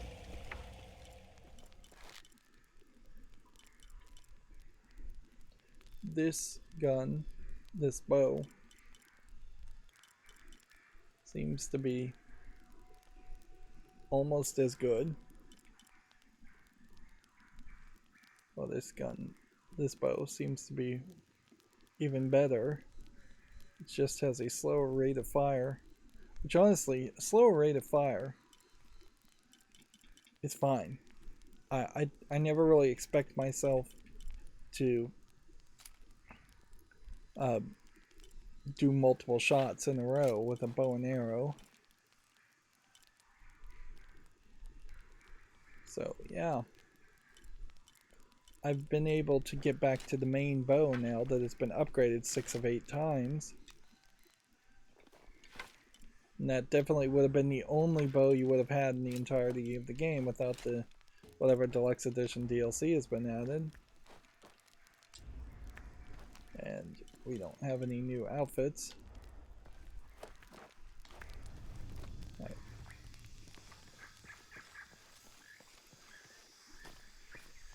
So let's trudge through the mud here. See if we can perhaps buy the last gun from our merchant. Continue to grab 5 XP whenever we can. How is everything? I think I can help you. Okay. So as far as gold ore, that still seems like that is mostly a resource that is supposed to be sold. So I don't think there's a real danger in selling half of that. Jade ore apparently is now a new thing, which I assume is even more valuable. Cloth, hardwoods low, feathers are high. Let's just hit max and sell all the feathers. Medicine, I guess we could hit sell, hit max, and then go back like that much. Then you can hit sell max. So AX and then back left, then A. Excellent choice. Sell max. Enjoy. Sell. So we're just keeping about 4 of everything. Fat. We might want to hold on to fat. And then it does seem to me like the venom, nerve gas arrows and grenades. I don't know if we can even really craft those yet. And fear arrows. Seems like to me you could sell half of these. Excellent choice. We'll probably never engage much with making poison arrows or fear arrows anyways. Then that gets us this last vestige outfit. And we could buy bullets. Guess that might make some sense. At some point we're going to craft bullets. We could buy salvage and try and upgrade more things. If we are going to go down that route, though, we should wait until we have better merchant prices.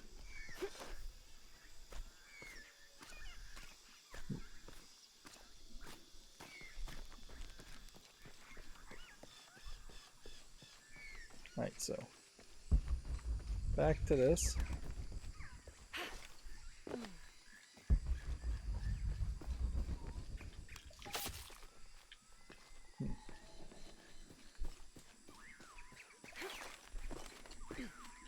So it seems to me like we lost a lot of our corpses there by going into the city or going into the merchant, one or the other.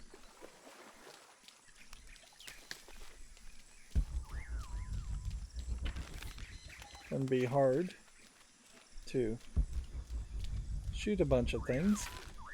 There's one of the masks now that we've unlocked that ability.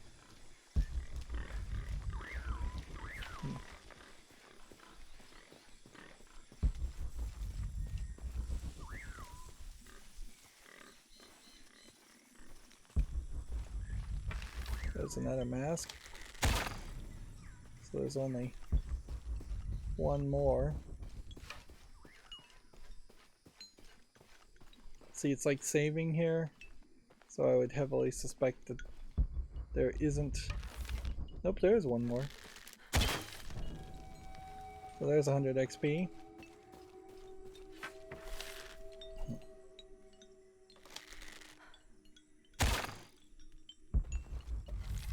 What did that lock on to?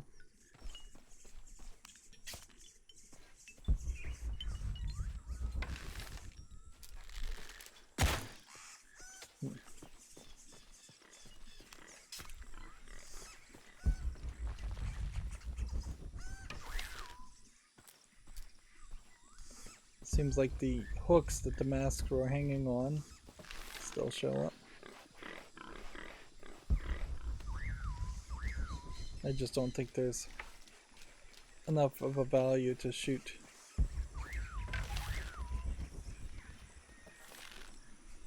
Shoot 2 arrows to kill a boar.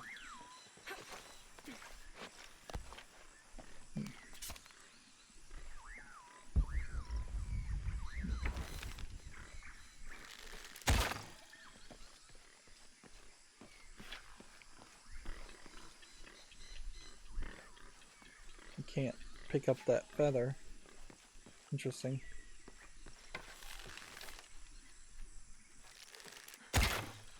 So, like, if you're crossing a bridge, you can't pick up feathers. That's good to know.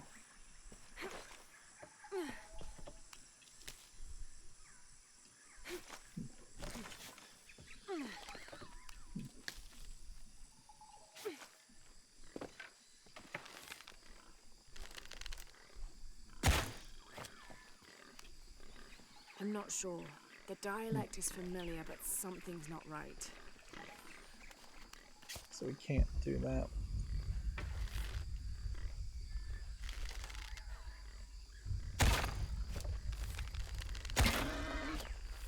Yeah. Feel like I shot that through the heart, and it still didn't seem like it did anything special.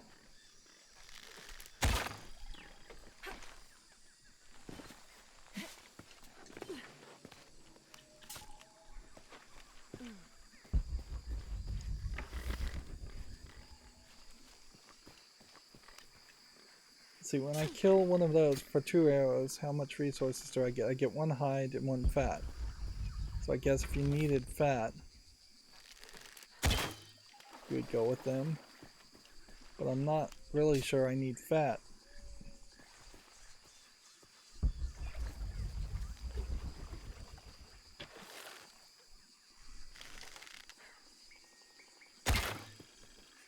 This is so incredibly easy. Just because you have the red dot that pops up.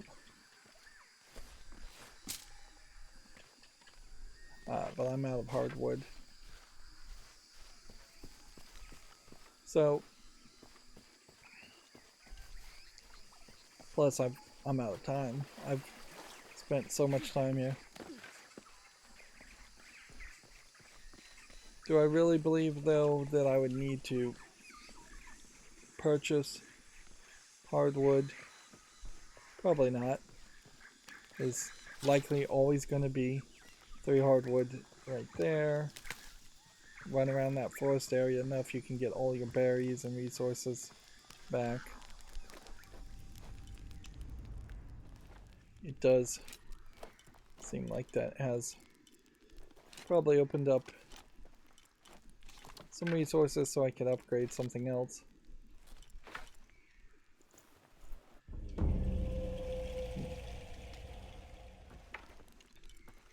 And I guess that's exactly what this game wants you to do, is it's just always spend your resources until it's at absolute 0, upgrading things.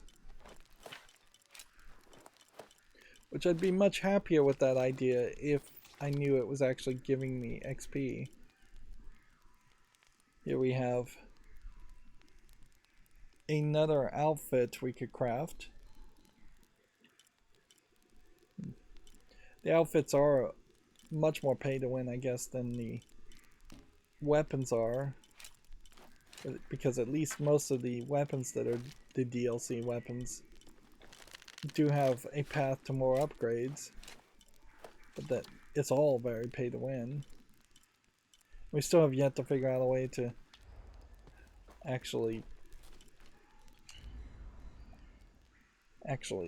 craft weapons. So I want 2 points here, or find this tomb, and then at 3 points here. So I should really just be saving up 5 skill points. Overall, seems like we're not that far away from potentially unlocking everything on the Seeker blue section of skills, and then scavenger stuff probably would start to make some more sense. As far as trying to get more experience instead of just trying to get resources. And then lastly, you would probably go with the warrior things if you have enough skill points for it. But not sure that most of this on the warrior side really is going to work with my playstyle.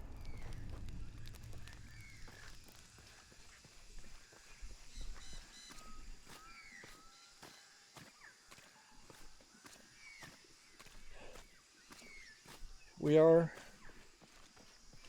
in that weird position where we've spent 2 hours and storyline wise we've accomplished nothing. We started here, we walked here, we went around the entire map. There's a lot of snapping here, so I can't actually just move. We went around the entire map. I've since revealed, I think, some more stuff that maybe I could unlock, but maybe you need a lockpick for the treasure chest, so it doesn't matter. We came over here and did that side quest, which highlights now that we only have the main quest, and we're 78%, I guess, done with that.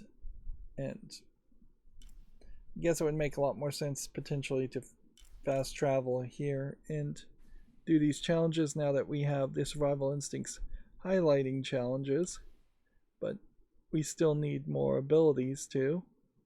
And if we did do the challenges, coming over and doing this crypt that we've missed would definitely be something we'd want to do. But it's still probably better to just wait for a lockpick. What would be irritating is if all of a sudden we leave this entire section and can never come back to it, which I'm not sure that's really how it's going to go.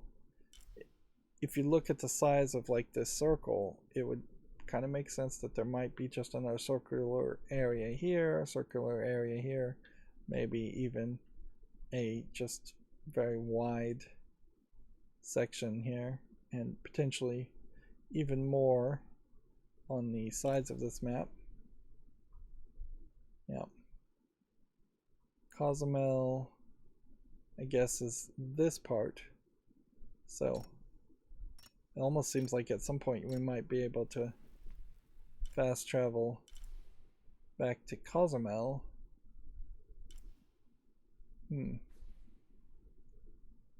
Which I don't know how the game would really let you pull that off, but they may just suspend disbelief so you can fast travel and go back. 71% of Cozumel also has been collected. Yeah, we dealt with the invasive species. And we have 2 more challenges, although you don't know the other challenges that we haven't unlocked, so we could have missed a bunch. We have a ridiculous amount of different artifacts we've collected. And I guess this Fortune and Glory path tells somewhat of a story, but it's part of a bigger story that's being told. There's tons of collectibles we've missed. You can see on the resources in the lower left that we are low on resources in general because I sold them, and there's definitely some things like jaguar hides that may be difficult to replenish. We may very well get down to the point where you need specific animals and you need to go and hunt those specific animals, and that may be the general idea of these animal markers. But if that is the case, we have yet to see a jaguar hide. And it doesn't really feel like we're going to end up fighting more jaguars if they've moved on to wolves. We are, interestingly, fighting more animals, which is something they kind of said they implied heavily they weren't going to do in the rebooted series. We have Lara Croft looking at the character on the log there, so she's turning her head away from the camera, which that maybe makes some sense if she was standing like right here, but even at that, then she's starting to look at something else off the side of the screen. Yep, it doesn't really make a lot of sense. Then the next and final question to ask for today's episode is just how far are we in the game? We should really just be 23-24% done if the percentage of completion is based on storyline, because we haven't moved the storyline at all forward. Weirdly, we went up 3%, which does imply to me that the percentage of completion has a lot more to do with all the collectibles. Although, maybe not, because maybe you just got 3% for doing the subtitles. I mean, the submission. Anyways, before I get more tongue-tied, that's going to be it for this recording. As always, I ask you to like, share, subscribe, comment, and watch every second of my videos. If you want to support me further, there's some links down below in the description box. Thank you for watching. Have a good evening.